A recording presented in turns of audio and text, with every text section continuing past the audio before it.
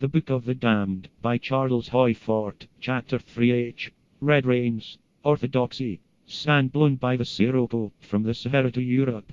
Especially in the earthquake regions of Europe, there have been many falls of red substance, usually, but not always, precipitated in rain.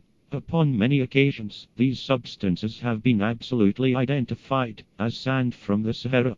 When I first took this matter up, I came across assurance after assurance, so positive to this effect, that, had I not been an intermediatist, I'd have looked no further. Samples collected from the rain at Genoa, samples of sand forwarded from the Sahara, absolute agreement, some writers said. Same color, same particles of quartz, even the same shells of diatoms mixed in. Then the chemical analyses, not a disagreement worth mentioning. Our intermediatist means of expression will be that, with proper exclusions, after the scientific or theological method, anything can be identified with anything else, if all things are only different expressions of an underlying oneness.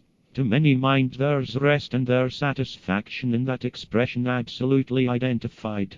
Absoluteness, or the illusion of it, the universal quest. If chemists have identified substances that have fallen in Europe as sand from African deserts, swept up in African whirlwinds, that's persuasive to all the irritations that occur to those cloistered minds that must repose in the concept of a snug, isolated, little world, free from contact with cosmic wickednesses, safe from stellar guile, undisturbed by interplanetary prowlings and invasions. The only trouble is that a chemist's analysis, which seems so final and authoritative to some minds, is no more nearly absolute than is identification by a child or description by an imbecile. I take some of that back. I accept that the approximation is higher, but that it's based upon delusion, because there is no definiteness, no homogeneity, no stability, only different stages somewhere between them, and indefiniteness, heterogeneity, and instability. There are no chemical elements.